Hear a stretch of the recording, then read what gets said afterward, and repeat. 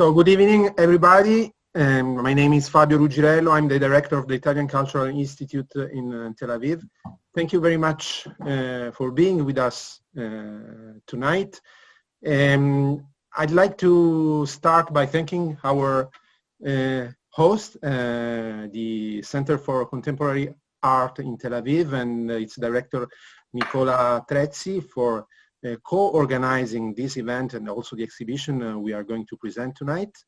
Nicola unfortunately is not with us tonight, but because of not an unfortunate, but because of a fortunate event, and so we are very happy for him, and we send him and his family our greetings. Thank you also to the staff of CCA who is technically assisting us tonight. The occasion of this online event is the presentation of Stefano Cagol's project at CCA. And there is also a framework in which this event is going to happen. So we have, I will moderate the panel discussion tonight, but before I would like to say a few words about this framework in which this event is take shape tonight. The occasion is the Contemporary Art Day. It's an event created some years ago by the Italian Ministry of Culture and also by the Italian Ministry of Foreign Affairs and the Association of the Italian Museums of Contemporary Art. It's an event in which there are a lot of activities going on in Italy and abroad. We are talking about thousands of presentations, exhibitions, talks. This year, of course, we are going to have them, most of them online. And why a day of contemporary art? Why are we, it was decided some years ago to have this framework, this occasion, because as you probably know, Italy is very, let's say, popular abroad for his huge heritage from the past. But I mean, it's the cradle of Renaissance, classic, Baroque art, opera, but the culture is, of course, not only celebration and preservation of the past. It is also, I would say, a confrontation with the present and with the future. And there are a lot of energies and activities in Italy dealing with the contemporary culture, contemporary art, that sometimes don't have the same visibility as the ones that are connected with the past. So this is basically the reason why this event was born some years ago.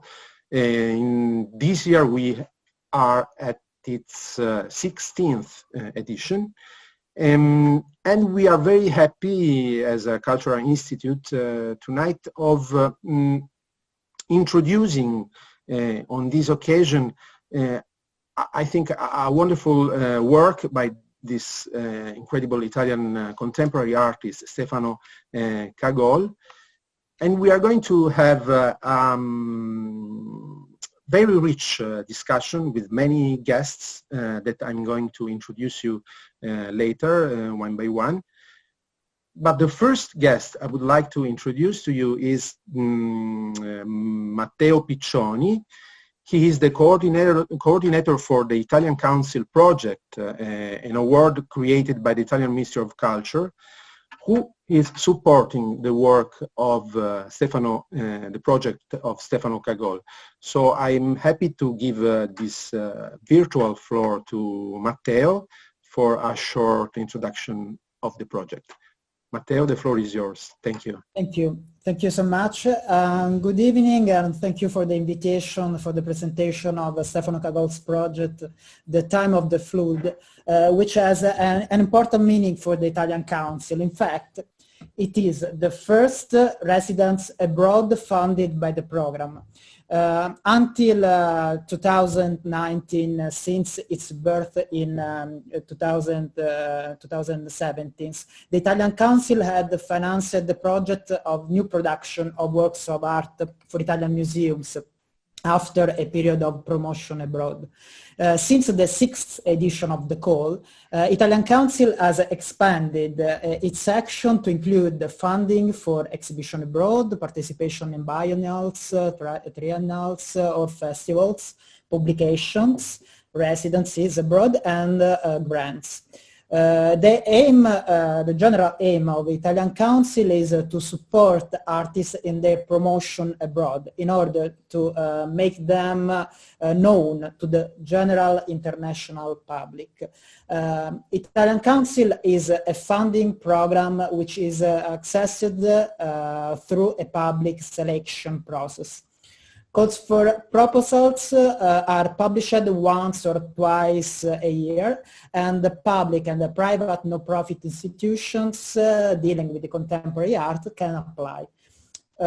For some areas only, for instance, residence or grants, artists and curators can directly apply to. The Italian Council is glad to award projects that constitute solid international partnership networks, of which Stefano's project is an excellent example.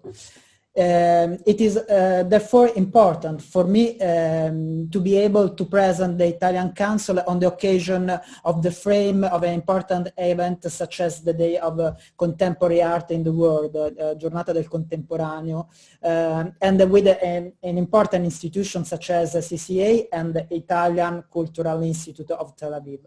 The collaboration between the Director General for Contemporary Creativity of the Italian Ministry for Cultural Heritage and Activities and Tourism, the office in which I worked, and the Director General for Cultural and Economic Promotion and Innovation of the Minister of Foreign Affairs is one of the important axes of the diffusion abroad of the Italian creativity, and many are the shared projects such as the Residence Awards for artists, architects, designers and critics that we have activated with New York, Berlin, Barcelona and Moscow. And others will and could be activated also with Tel Aviv if it is possible in the future. It's for us is a good idea, the share of a project with you. The same award, the Contemporary Day, is also a shared project between the two ministers, as we said before. Moreover, to limit myself to projects that I personally deal with, we have just announced the winners of the Cantica 21 project, born from a partnership between Ministry of Culture and Ministry of Foreign Affairs, which will bring Italian artists to know the world thanks to the network of the Italian Cultural Institutes.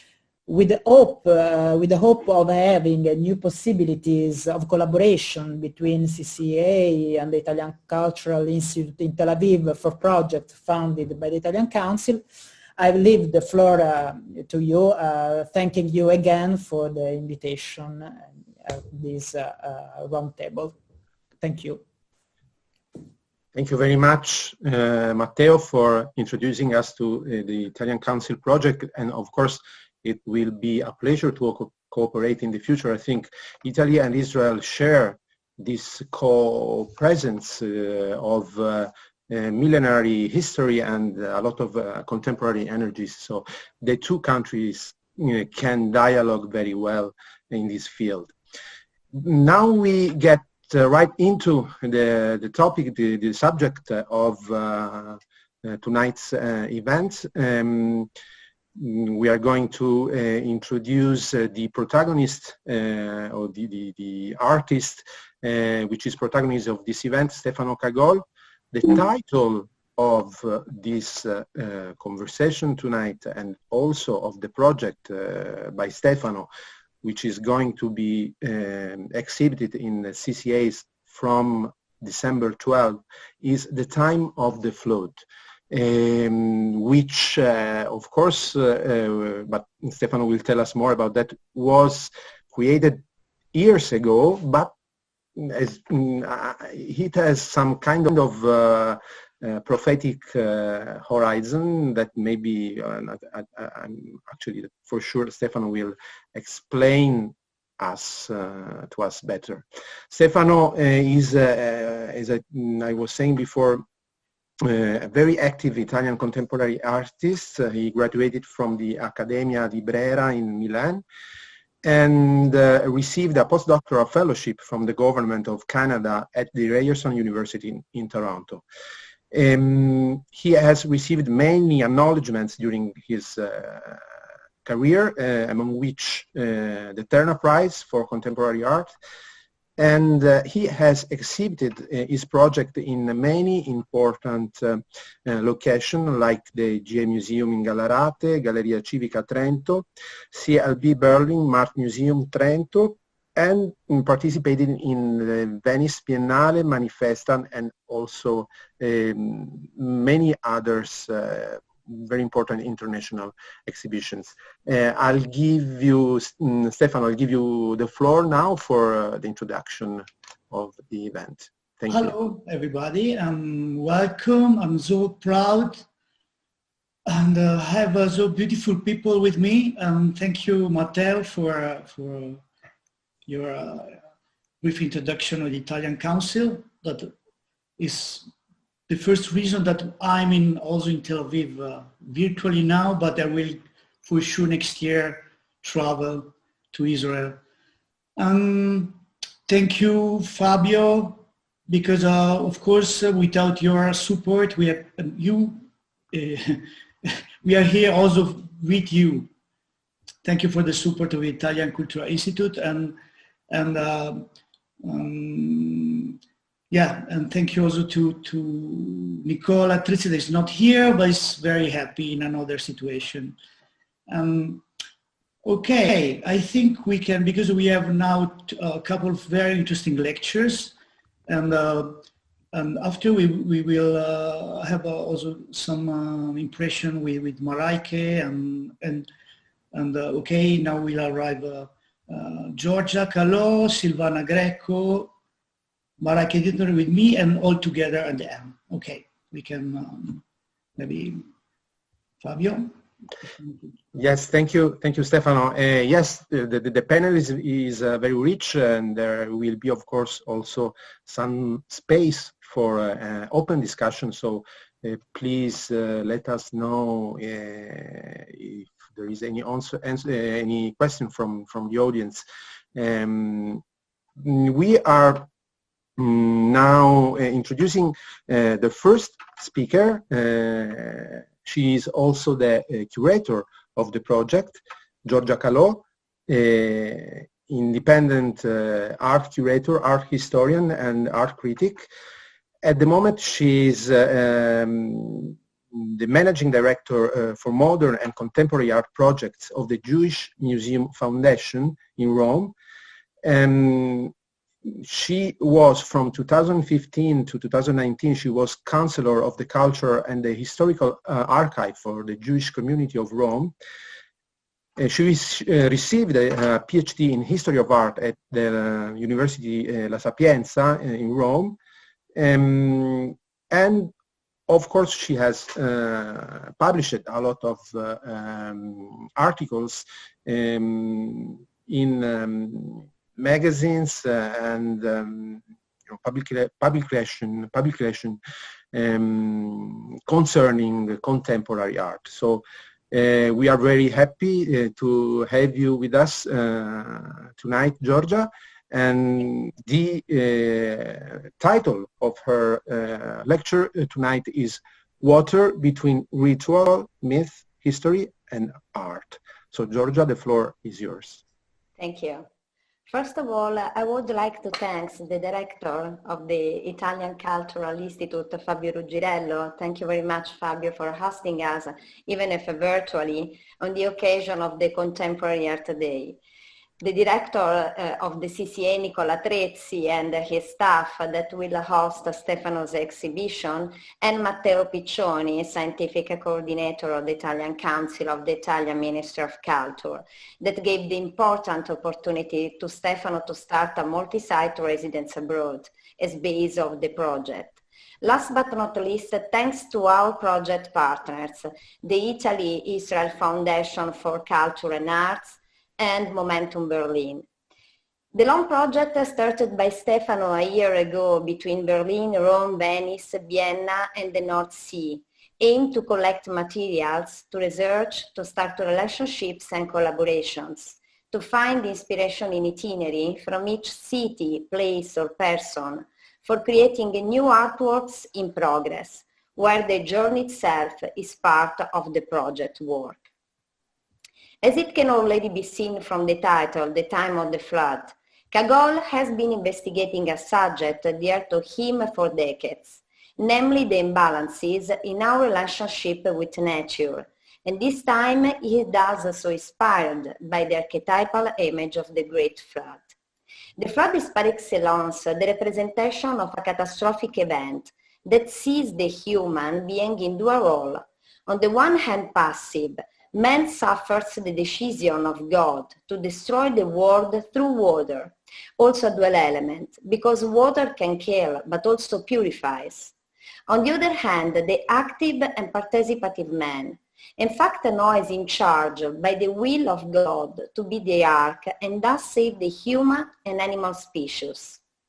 Taking the terrible and also salvific image of the Great Flood, Cagol uses it as a universal metaphor of the powerful restructuring of the world, where man, the artist explains, is global warming, is climate change, is the flood in its anthropogenic interferences. But before getting to the heart of the matter, and therefore discussing the image of the flood, or rather of water even before the flood, I'd like to say a few words about the artist. Stefano Cagol, who has been active on the international scene since the 1990s, can rightly be defined as a public artist, not only because his intervention often originates outside institutional spaces such as museums and academies, then fall within a process that could be defined as a post-production, but above all, because he has always been involved in the creation of urban performances, large-scale video projections, installations, and metropolitan incursions, and hyper-objects. So what is the hyper-object? A word that also gave the title to one of his recent exhibitions at the Maga Museum in Gallarate last year that we see in the images, is explained to us by the Anglo-American philosopher Timothy Morton, to whom Cagol refers. Morton affirms that the hyperobject par excellence is global warming, whose main characteristic is that it exists on space-time dimensions too large to be seen or perceived directly because of its multiform, changeable, unstable condition, and for this reason difficult to grasp and to classify, even if it pervades everything. Having made this premise, we now analyze the metaphor of the flood, borrowed from Cagol as the real and symbolic consistency of the water, that it is its founding element, because everything is born from it, the vegetable, mineral, and animal worlds. Water, we said, even before the flood, is the necessary condition. In Bereshit, the genesis of the Hebrew Bible, water is one of the founding elements of the creation of the world. In the next parasha, however, it immediately becomes an element of destruction, always through the hand of God, who brings down the flood of water on earth as a punishment for the violence and corruption of humankind. The Hebrew term used in Genesis to indicate the flood is Mabul, which figuratively evokes hyperbolic mass, something that overwhelms and upsets. Mabul also coincides with the translation of a celestial ocean, referring to an image of fusion of sky and water into a single element. Mabul has the same root as other words, Babel, or confusion, that we know as the chaos of the Tower of Babel, an episode that closes Noah's parasha.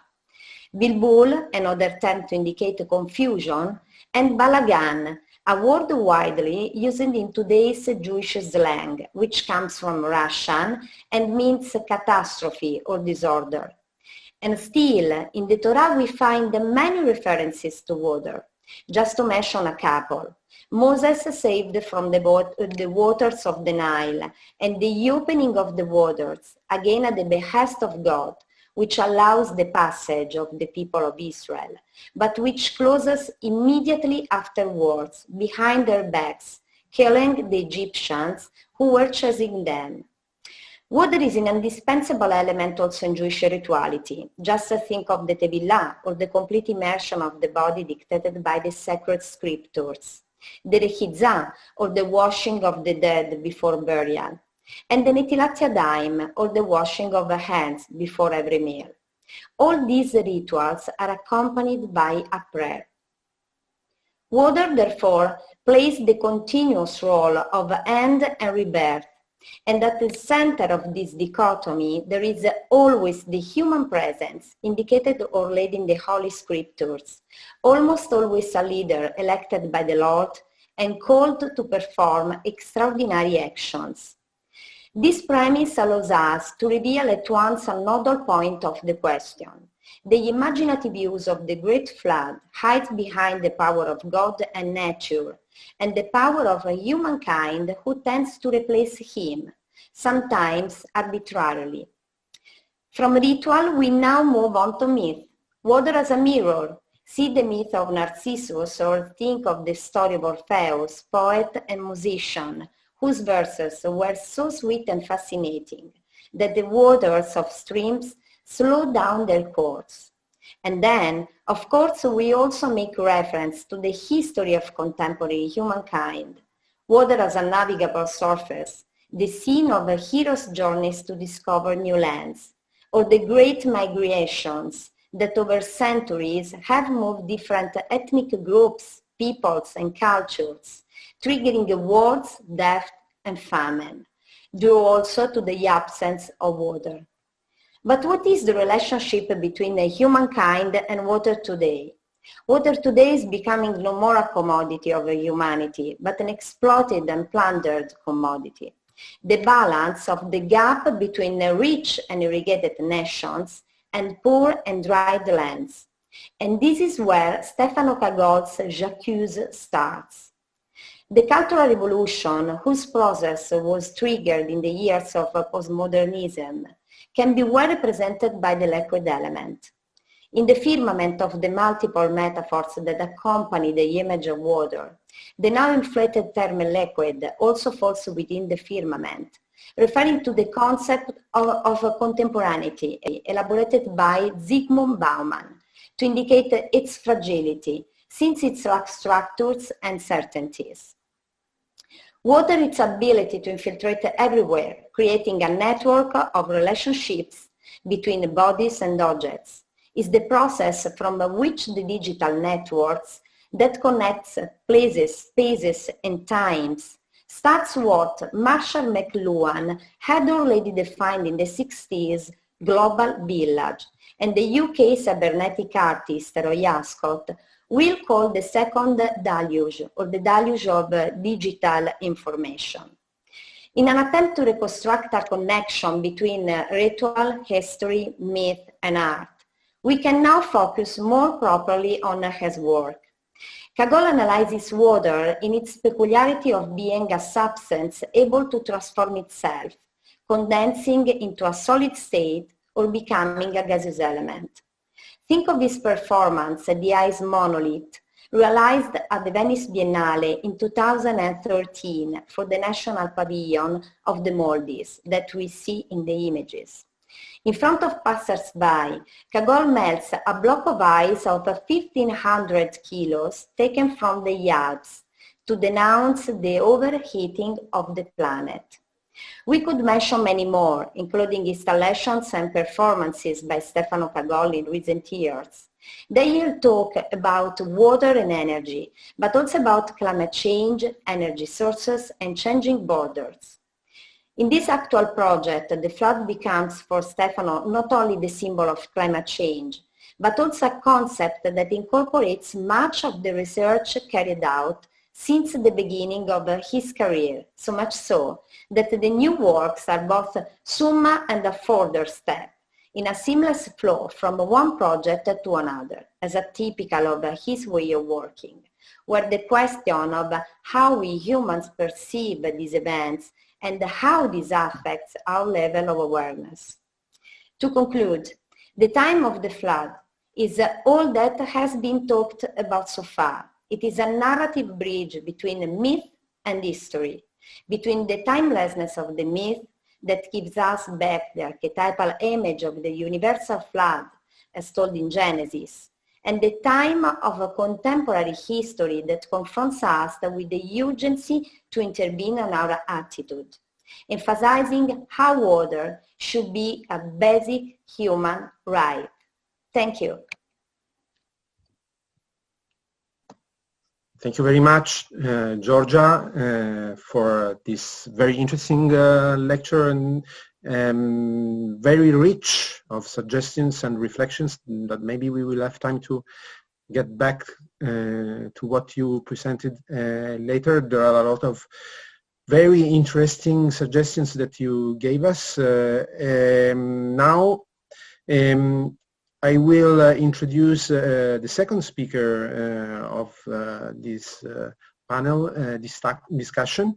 Silvana Greco is a professor of sociology of culture and Judaism at the Freie Universität in Berlin, and she's member of the advisory board of Italian Association of Sociology, European Association for Jewish Studies, and the Italian Association for the Study of Judaism.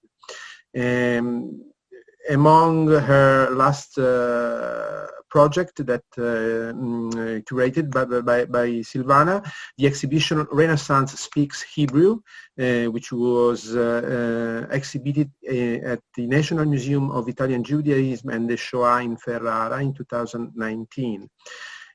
She writes extensively on multiple aspects of sociology, and from economic sociology to the sociology of work and the sociology of the of emotions.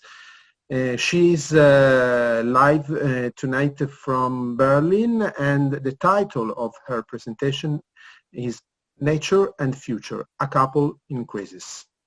Silvana, the floor is yours. Thank you. So good evening to all participants. Erev Tov.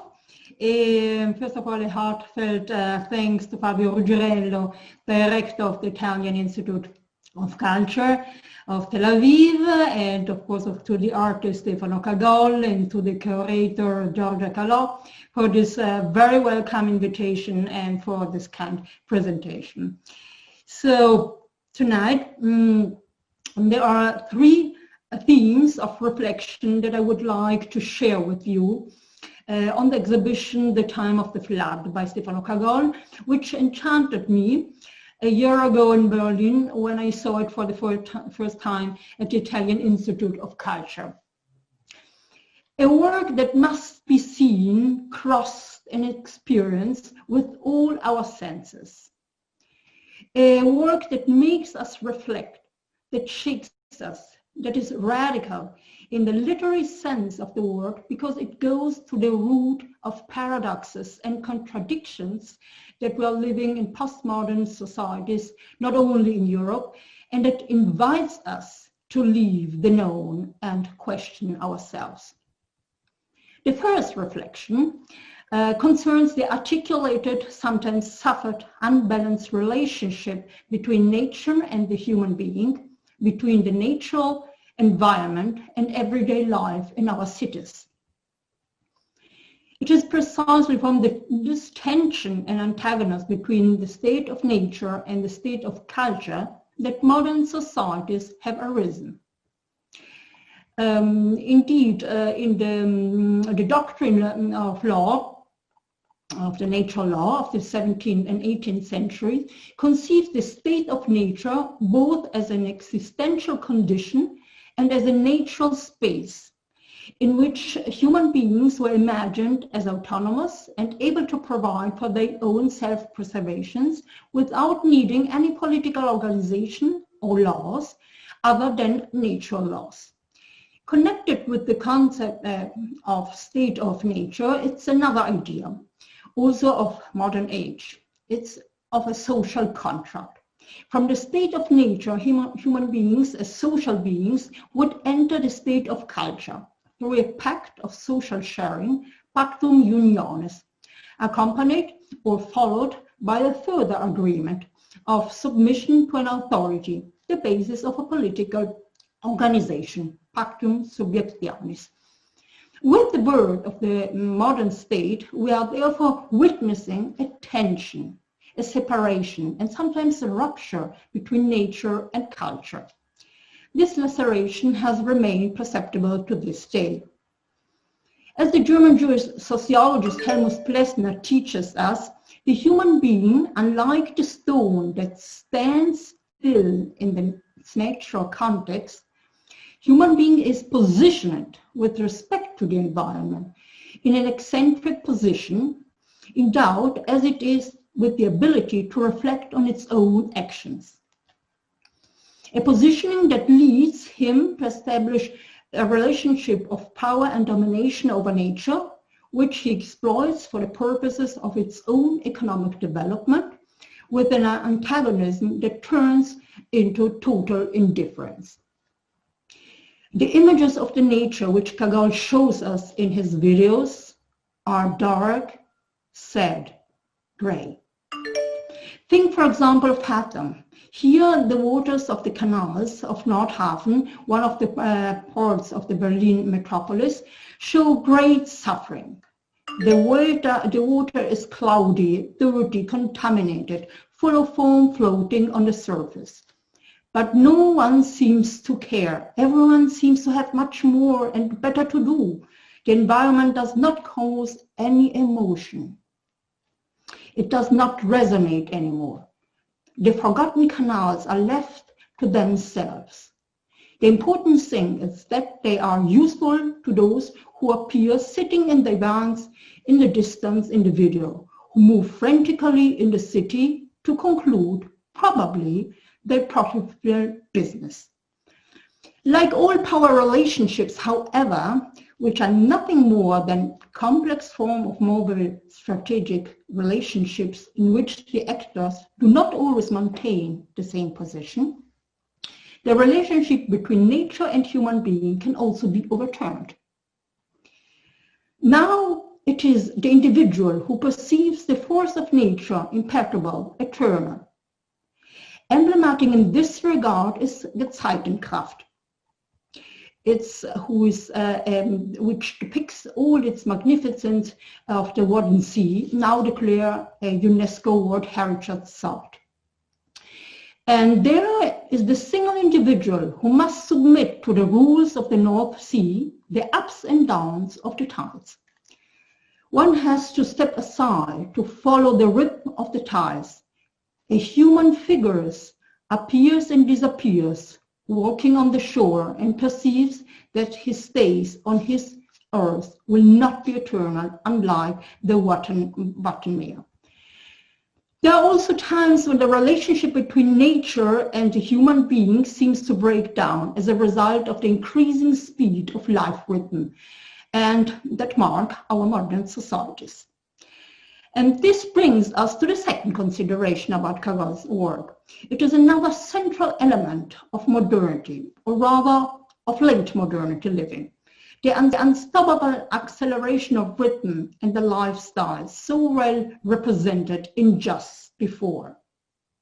While the main character, Cagol's artistic alter ego, makes his way with a slow and plush path to the Reichstag, the cars that crowd the boulevards of the German metropolis move dizzyingly, never stop. It is difficult to even see a single face inside the vehicles. Taken by the vortex of daily action, individuals are blind, deaf, and apparently unaware of the danger looming over them due to past and future ecological disasters. A deafening siren, annoyingly loud and crackling, echoes in front of the German Reichstag, the emblem of political power. Its noise should alarm the citizens beyond all means, but it has no effect. They do not turn around, they continue. Undoubted, they march to who knows where.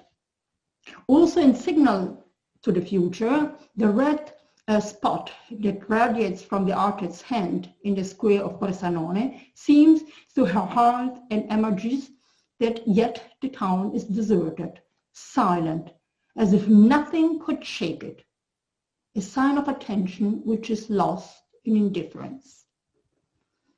Since the mid-70s of the last century, the first major environmental catastrophe, think for example of the Seveso case in Italy on July 10, 1976, caused by a leakage of the toxic cloud, TCCD, dioxin from the Icmesa plants, have brought the limits of socioeconomic exploitation of the natural environment before our eyes.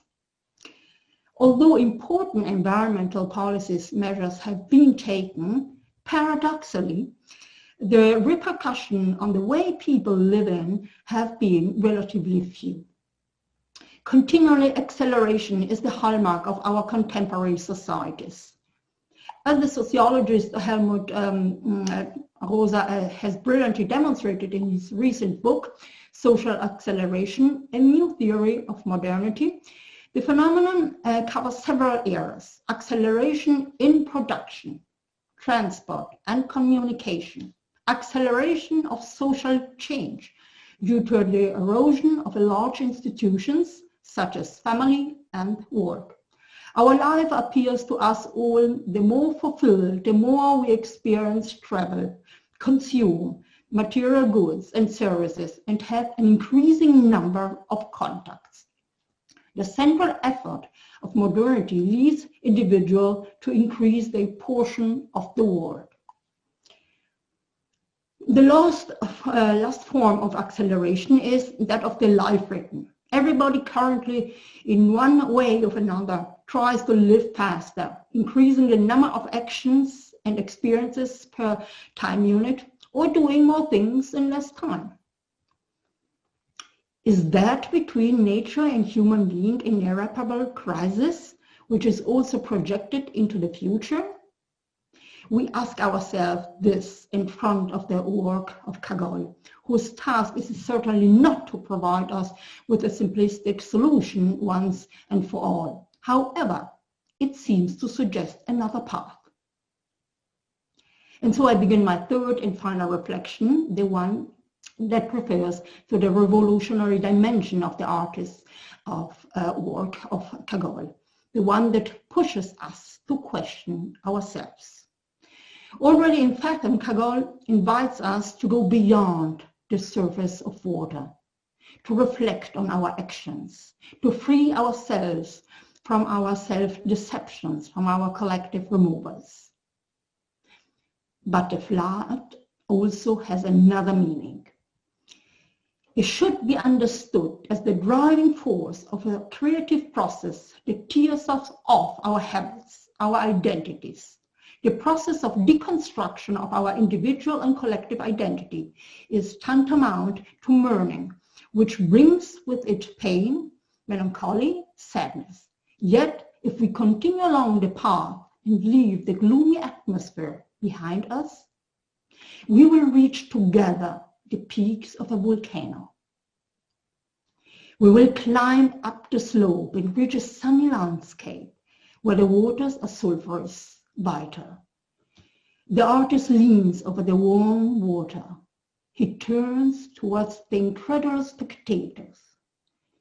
He slowly opens his right hand, a symbolic opening, and on it rests a beautiful green stone like a precious jewel.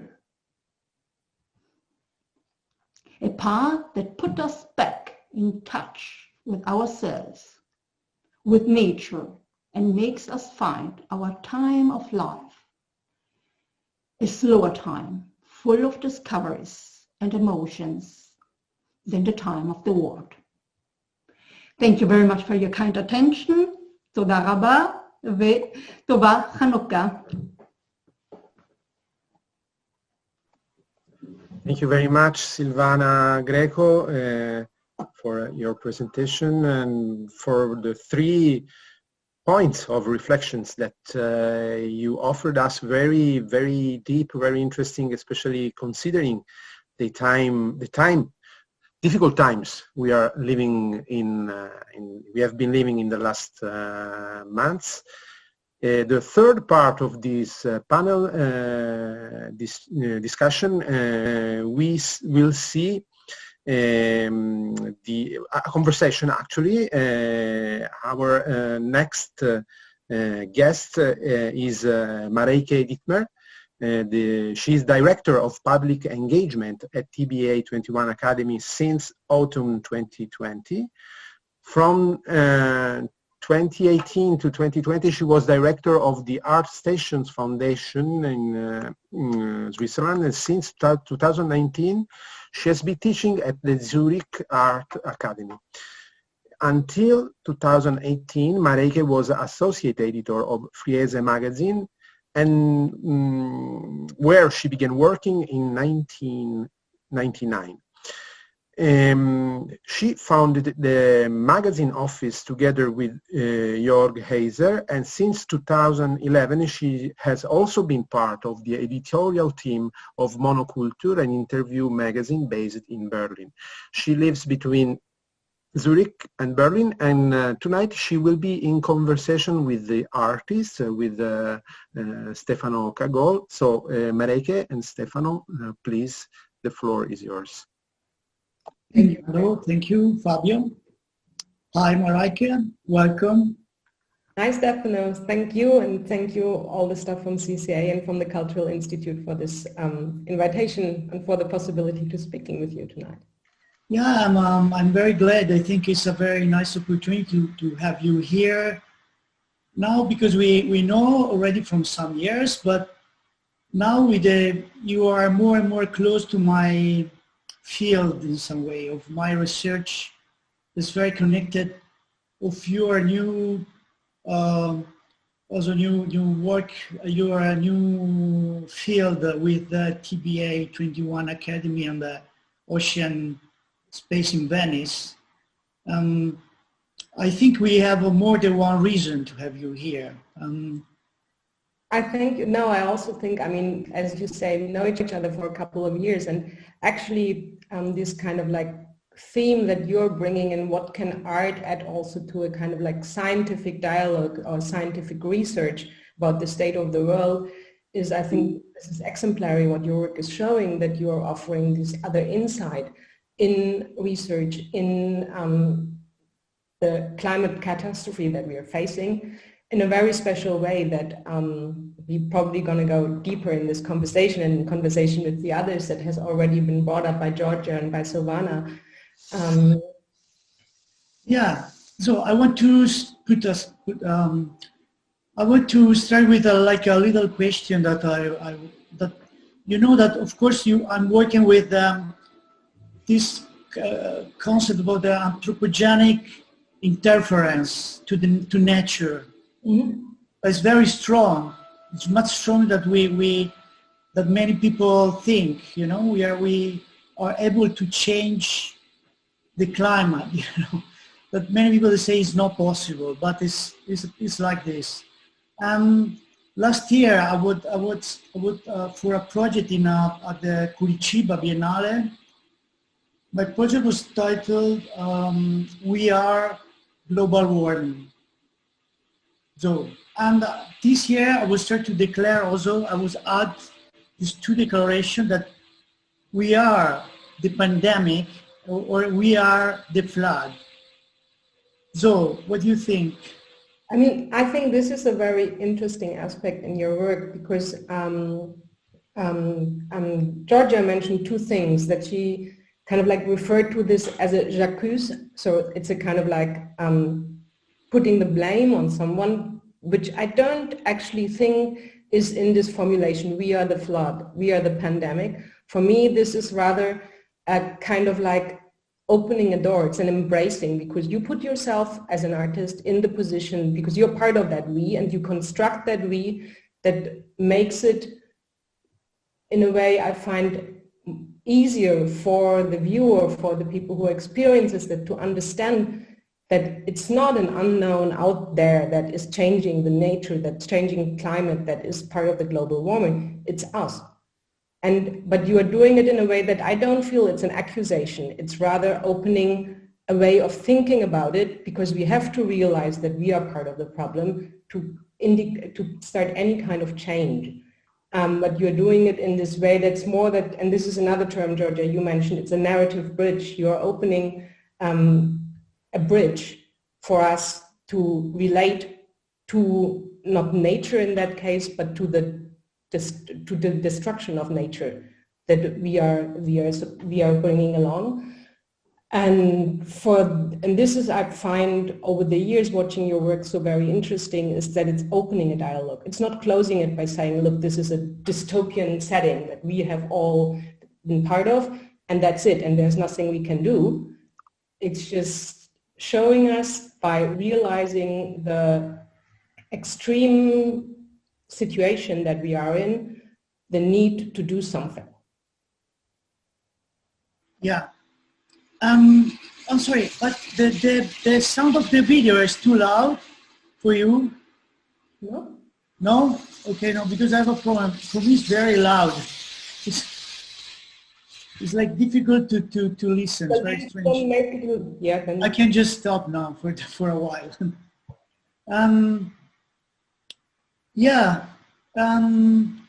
But you know that we are going to the. It's very dramatic, you know. Now we are very busy with the COVID, you know? But we are going to lose the glaciers, and we also the politics. They not really understand where we go. Okay.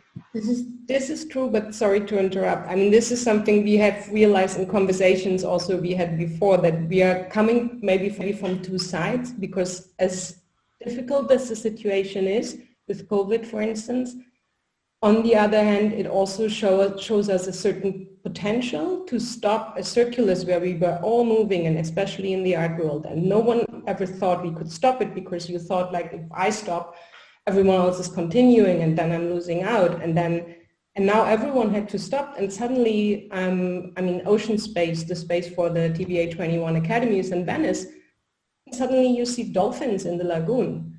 After just a couple of months of a break, this doesn't mean that this isn't still a very difficult situation for the Italian also economy or something, but it also shows the resilience that is in nature, which no one thought possible, that within a couple of weeks, months of the whole global circuit had to stop the traveling, and with this part of the pollution, and suddenly nature restores itself. Not completely, of course, it's on different levels, but for me, I'd like to be more the advocate for also seeing a chance in the developments that we are facing, and have a more optimistic view for this. And for me, this is in your work as well, even so it has the dystopian vision of, like, showing us what is actually the state of the glaciers, what is the state of the oceans. What do we do? You know, like, nature, of course, is very strong. It can restart, but maybe the planet, they don't need us, you know, this is the problem. Well, definitely not. Yeah. So also the dolphins are very happy, you know, when we have this kind of troubles.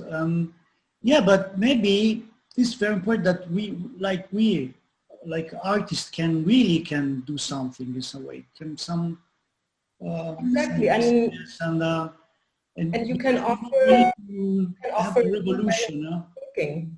You can offer a new way of thinking, a new way of looking, and you can do it in a way that is not pointing the finger to everyone and saying like you are the reason for this world going to pieces. No, creating a we, because in the sense, if we want to do anything about it, it's not an individual thing that we can do. Absolutely. We can only do as a community, as we have to join forces, and not only as people, as nations, as continent. It's really this global, the global village. We have really to share everything, and also this is the only way for survive in the future. But I have a question for you, especially because all your practice is, of course, in kind of like going to these places where you can see traces of the destruction happening. Maybe how did you get over this year of like where it wasn't possible? It was just imaginary travel. Did you work much more with research material? But this year was I'm lucky, you know, always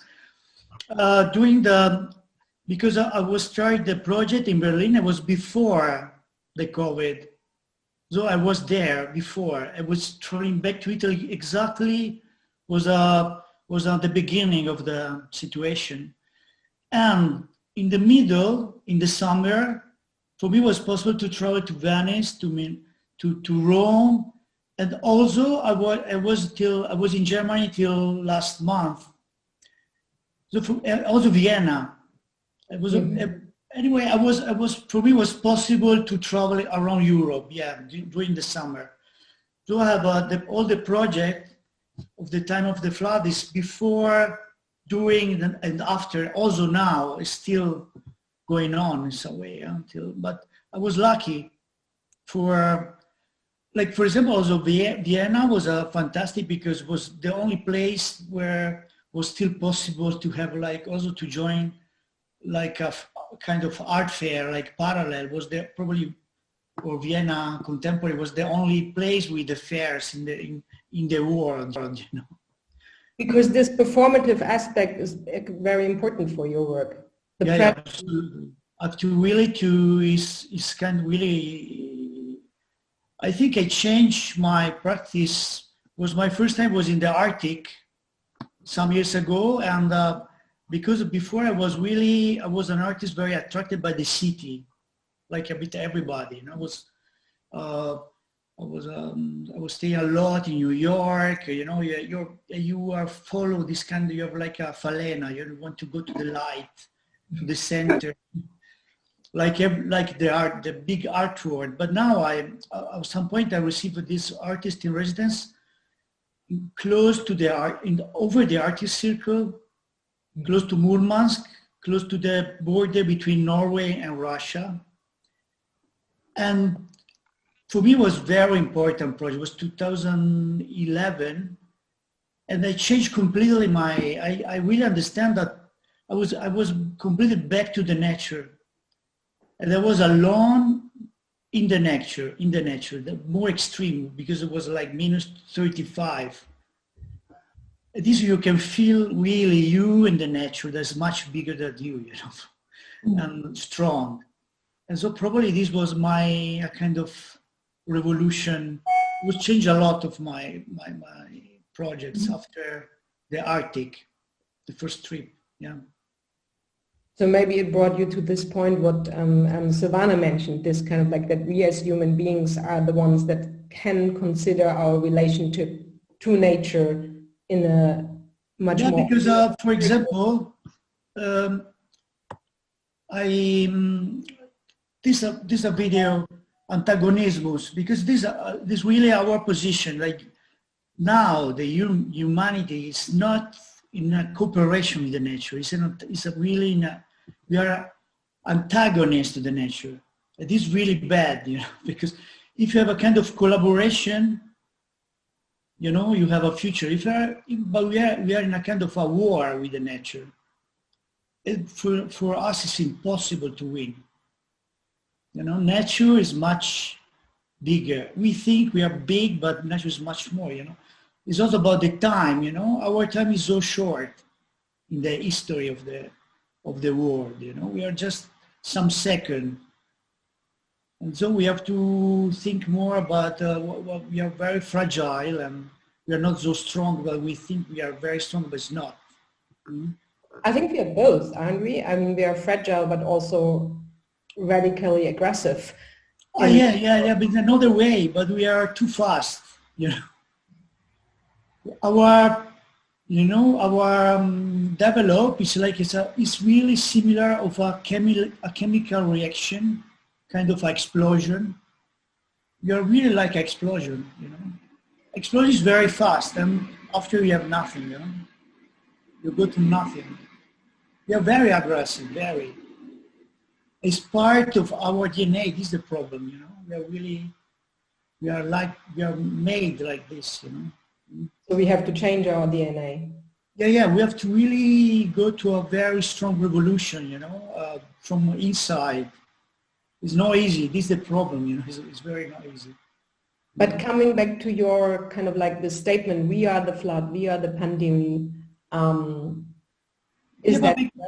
no, because this is the interesting thing about the human. We understand a lot, you know. We have philosophy, we have art, but at the same time we are running in the wrong way, you know.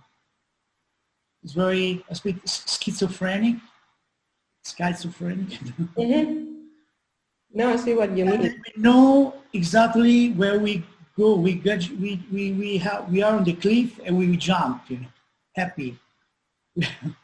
But how do you feel? I mean, this would be the question for me with this work. Are you feeling more like a Cassandra calling out the disasters to come and there's no way back? Or is it, for me, there's a more positive aspect in that we can, of course we cannot turn around. I think I'm happy that I have you here because you are more positive, you know. We need some light in the darkness. I think it's very, very difficult. Really, we have to, now, if you think we have already this kind of climate, big meetings in the world, there's a lot of people, also for the economy try to change a bit, you know, the direction, but we are too slow for the situation.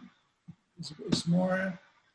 I think we are slow, but this is what I meant before when I mentioned these examples from the dolphins coming back to the lagoon in Venice. I mean, there's also, maybe we also underestimate sometimes the power of nature to this is for sure. In a way, what I find interesting that in your work, that also already for more than a decade, you're going in this direction, which hopefully at least some signs are there, are coming more into also the public thinking, the political thinking. I mean, as you know, next year, 2021, will the beginning of the United Nations Decade of Ocean Research for Sustainability. So, and one of the big targets for this initiative will be to increase ocean literacy, just the ability to understand what's happening in the oceans. And they're looking for ways to making this accessible because, as said before, which is one of the things where I was always interested in, opening up the language of science in a way that makes it inclusive for everyone else to think about these subjects and not just feeling like, oh my God, this is much too complex, much too complicated, and I'm just a small human being and have no part in this, instead of opening up this language and creating the possibility for change. Not that everything's going to be well within 2 years if we think more about this, but at least there is a possibility also of changing behaviors, changing thinking, and changing education, which is super important about this part as well. Yeah, but for example, now luckily, US is back because, for example, you know, this the fragile. the fragility about the humans, that maybe you change the power in charge, you know, you have a different president in the US and everything is go back to the hell, you know, and this is the problem, you know. Yeah, but this is just one part of it. I mean, there's also China. There's also our whole setup in Europe, or let's call it the global North against the global South, and how to reunite this. And I do think that artists and but also philosophers and social thinkers have a certain part in creating these, and I want to come back for this term that Giorgia used, the narrative bridges. I think this is very important also, to offering a narrative rather than being in this fact-based, just offering numbers and statistics, and this is not going to the brains and the heart of the people. You have to kind of like offer, and I think this is something that you and other artists dealing with these subjects can do. But wouldn't that maybe also be the moment to bring Giorgia and Silvana into the discussion and kind of like, because I think there were quite a few interesting moments in both of these lectures that created this kind of narrative path, but also an opening up to seeing the metaphor and seeing the metaphor as a possibility of not only describing our circumstances, but also offering ways to think about other pathways we can take. Yeah. Giorgia, Silvana, we can maybe start, maybe have something you want to share, or we can exchange. We can also, I can also go out from the And I think we can also open the discussion to the audience if there is anyone that wants to talk, or just to write on the chat a question or a comment. Feel free, just feel free to participate.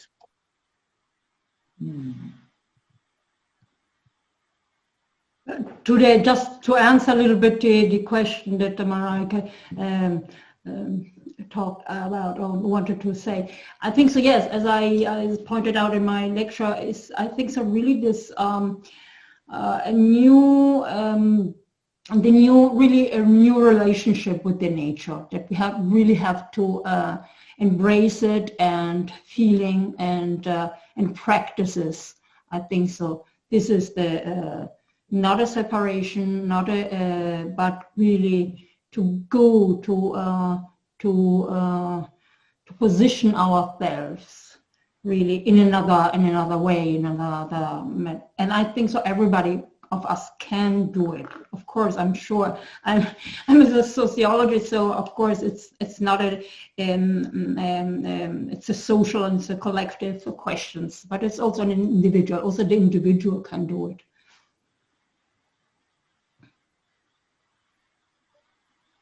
Yeah, but the lesson of the COVID, you know, it's a big lesson.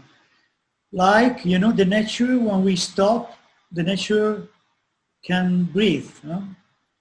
So this is the big lesson of the COVID. Is terrible, but at the same time, maybe many people, they say, maybe it's an occasion for slowing down, you know, but I don't believe in this. I think the day after that we can restart. We start faster than before. You know? Really, this is the problem, you know. Just the day after, you know, we can say, "Oh wow, faster." Now already with all this, we are ready, you know. Well, I don't know. I do believe also, not just because being an optimist, but just like listening to the news and hearing. I do think, I mean, of course, I agree with you that the moment people can travel again, they will start to travel. The moment when we can be with more than 5 people in a room, we hopefully will do this. But I think still it shows, I mean, I think the nature of work has fundamentally changed with COVID, and I don't think that we're going to go back to how it was before. That I hope. And there's a lot of also kind of like, I have a feeling, and this is kind of encouraging that COVID was also a moment for a lot of people to rethink priorities in the sense of where do we want to go with our work? What are we doing? I mean, yeah, of course, we all have to earn money. We all have, this is one thing, but still, I have a certain feeling that for a lot of people, it was a moment to rethink priorities about what you want to do with your work and what this is going to bring not only to yourself and your family, but also to society at a larger point. And in a way, I feel, and this would be interesting to hear from you if you have a similar, because I felt this as a much more connecting point to the younger generation, to Fridays for Future, to where there seem to be a much bigger conscience of this kind of like dissatisfaction with the state of the world and what is expected for you to become successful, have a career, all these questions. And in a way, I think COVID exactly stopped a lot of people who were already midterm or in some kind of like at a certain point in their career to rethink. And this makes it interesting. And we all don't know what's going to be next year. We all hope that there's a certain possibility again that the museums can open in Italy, which I think is I mean something we haven't talked about yet, but I think it's something that also shows again where all of us working in the arts field have to work on this perception that museums are seen as something like game halls or whatever that have to be closed while do-it-yourself markets can remain open because they're commercial. So what can we do for also the perception of the role of art in these discourses, and that it's more than just a leisure activity to go to a museum and see a performance or a piece of art? Yeah. Stefano? To conclude, I would like to focus on another point. Looking at your works from 1993 to today, we notice that the human figure disappears. No, it is sometimes evoked as a shadow or an energy source. Also in the works of the early 2000s, the driving force of your videos is the natural landscape and the great metropolises. For example, the mystical rose of the fate of energy that we saw in the slideshow. In any case, the image of man is almost always hidden to emphasize his actions, what the hand of man causes, no? And even if in the trilogy, for example, the protagonist is not you, but your actions, denouncing once again man's arrogance towards nature. Would you like to add anything else? Yeah, you know, it's it's clear. Anyway, it's clear. I am, you know, I'm like an artist, but I'm a human, and it's my relation with the space around me. You know, before was the city, but for example, it was very strange. That was tried to all the trilogy in Berlin. I was alone in the city already. So is this a kind of loneliness, you know, of that we are in a multitude, but we are alone, you know, in this world. Yeah. Silvana. Yes, loneliness, but what I see, it's also a loneliness, a very creative one, with that it's moving, it's not alone, and with really not disrupt from social bonds, but a loneliness that works inside, that little by little changes, and the spectator is changing too, I think. So you are grasping us, right? So I liked it very much, this last images about with the stone, the green stone on your hands, but it's like, come along, come with me. And so even I do not see other persons, no, and generally in your images, but I didn't felt the loneliness. I felt we were together, we did this process together, and now we are ready to go together in another way with another relationship to nature. So I didn't felt alone. Oh, good. And also in the triology, in addition to the images, the sound also plays an important role, no? Yeah, always. Yeah, because the sound can really bring you inside of a kind of condition. Huh? Many times it's the real sound that is a real elaboration of the real sound. Or sometimes I'm also using kind of the sound of the electromagnetic field or the sound of the stars. Because it's really kind of, it's really the bass can really, this kind of vibration can bring us inside our body also, in our thinking. Yeah. And there's also that moment of temporality in your work. I mean, it's a lot of them are ephemeral. They're kind of like they're happening in that moment and then they're vanishing, like the ice block and vanish. It's all about the object vanishing.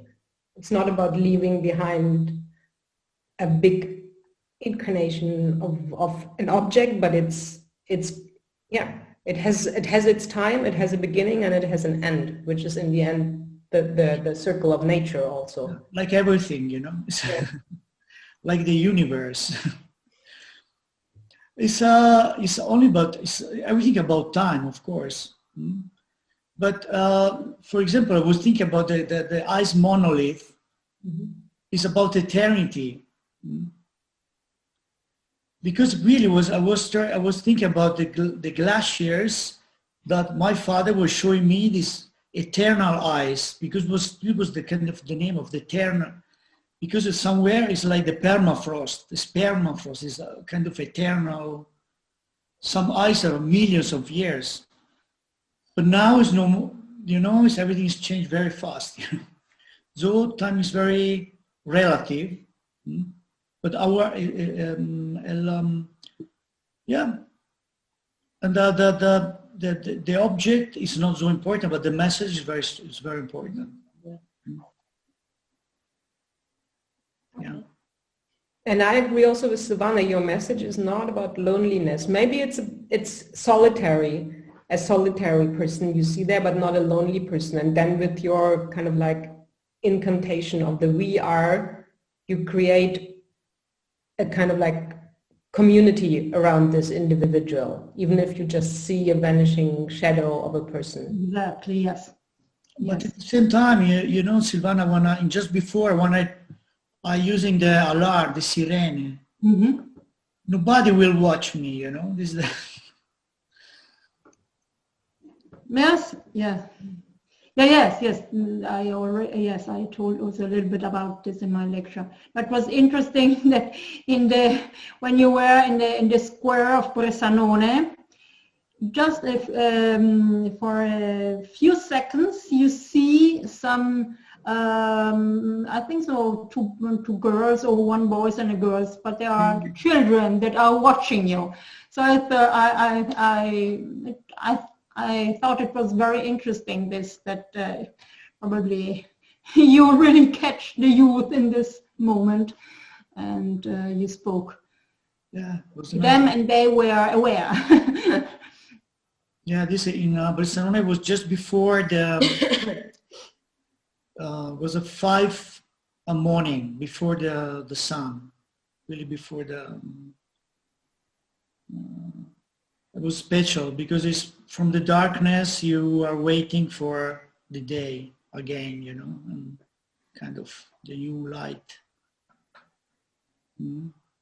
So, you think, is there some question or? I think we have a question coming through Facebook, thanks to Guy that is showing us on the chat. So maybe, Stefano, you can If you can read the chat, there is a question from Paula De Pretis. It's not, sorry, it's not on the main chat. I put it on the main chat. It's Okay. not in the, it's on Facebook. Yeah, but I'm No, no,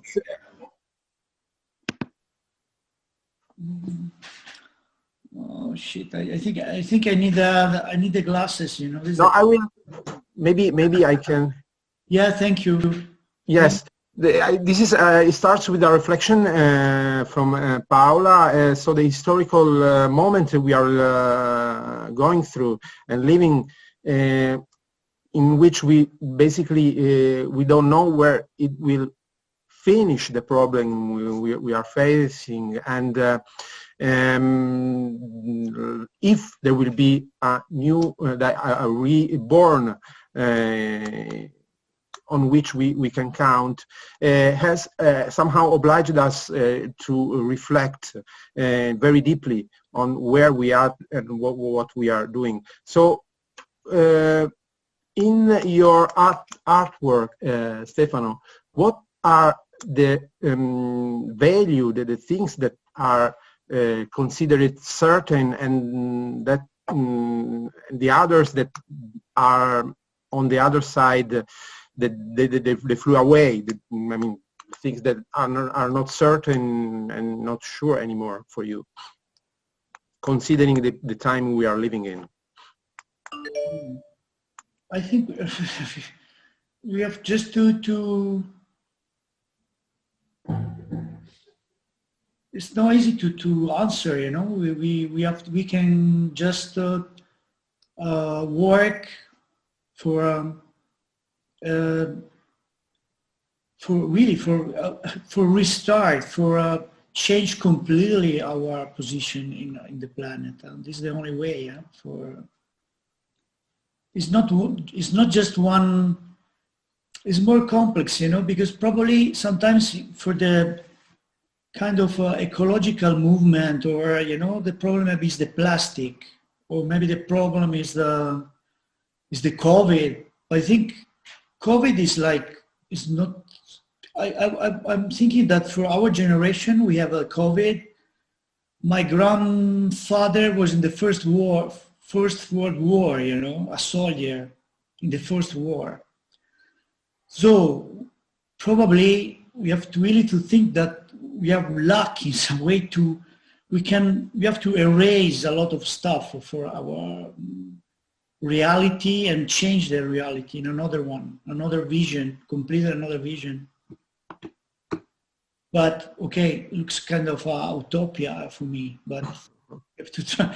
But it's probably the only way for trying to, you know, because now we are thinking about this, but normally it's the economical problem. But at some point you have the war, for example, is always somewhere, you know. You have always the war. It's more dramatic. Now we have, but this at the moment we are very different. I think that it was a big change. You can imagine this situation only 50 years ago. I think was completely different, the approach also for the nations. Now we are try to take care to everybody. It's very strange, like to every single person. Yeah, I don't think some years ago was the same. And it was about yeah. I think it's a kind of a big change of the society now. The approach of this crisis. You think it needed the crisis? Mm? Do you think it needed the crisis to get us for this kind of reconsideration? I think maybe better this than a war, you know. Because now this probably will become a big collapse of the economy. It's like a war, you know, for the economy. Mm. And after this, we have to restart in some way. You know, it's always for the humanity was always a big opportunity. The war, you know, for the economy, also for you know, because when you destroy everything, you have to rebuild, you know. Yeah, no, it sounds cynical, but there's a certain truth in that. Yeah. So probably we can rebuild, maybe hopefully in a better way, you know. We have to rebuild everything. Yeah. Okay. Maybe I'm a bit, I flying a bit. No, I mean, but that's the role of the artist. If the artist don't fly, I mean, that's so. Thank you very much for your thoughts and reflections, Stefano.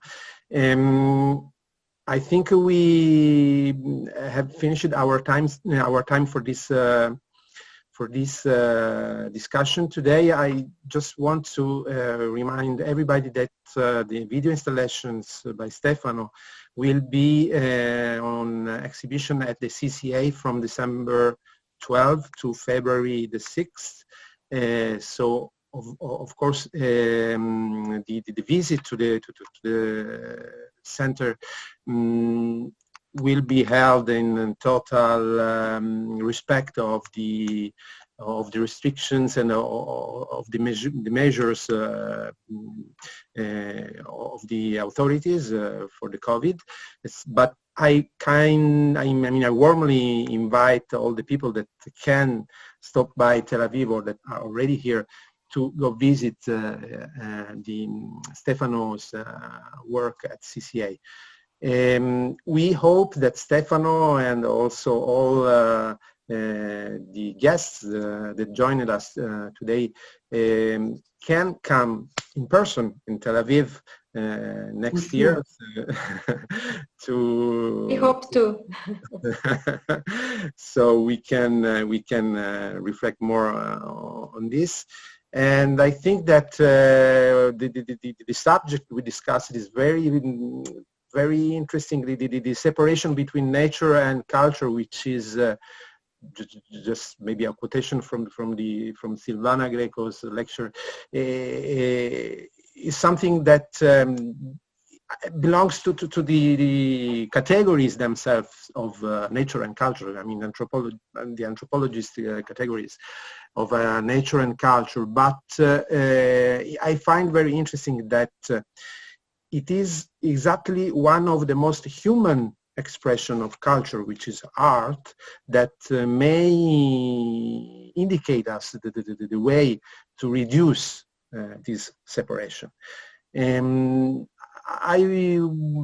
conclusion, I want to thank everybody, all the participants, for being with us tonight. Matteo Piccioni, Silvana Greco, Mareike, Dittmer, Giorgia Calò, and Nicola Trezzi, of course, for the hospitality, and Guy for his assistance, and of course the artist Stefano Cagol for participating and for giving us so many suggestions of thank you, Fabio, really, for the opportunity that you give us, for also for the support, for the support for the exhibition, the CCA.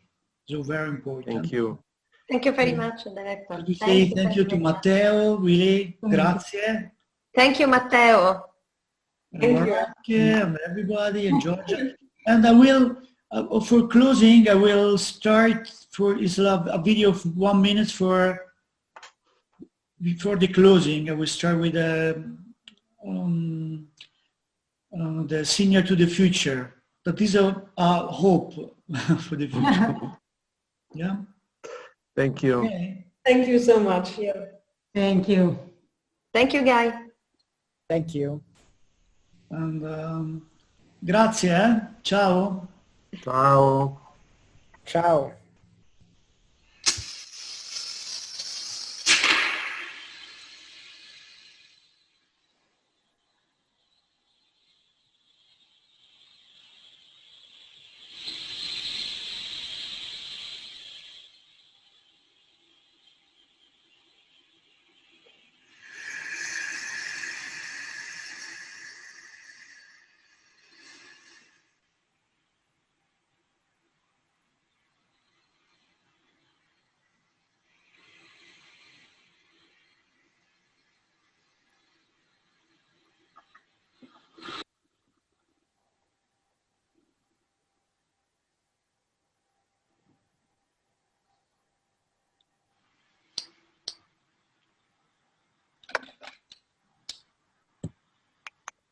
Yeah. Okay. Oh, thank you, Mareike. Thank you very much. Thank you, Stefano. I mean, as it was obvious that started so many fields. I mean, you always make me think. What I'm very grateful for whenever we have a conversation. So, and thank you everyone for the invitation and for taking part. I hope we continue this. Sure. We will. Thank you. Fantastic. Thank you, everybody. Bye-bye. Thank you. Bye-bye. Thank you. Bye-bye. Bye-bye. Bye.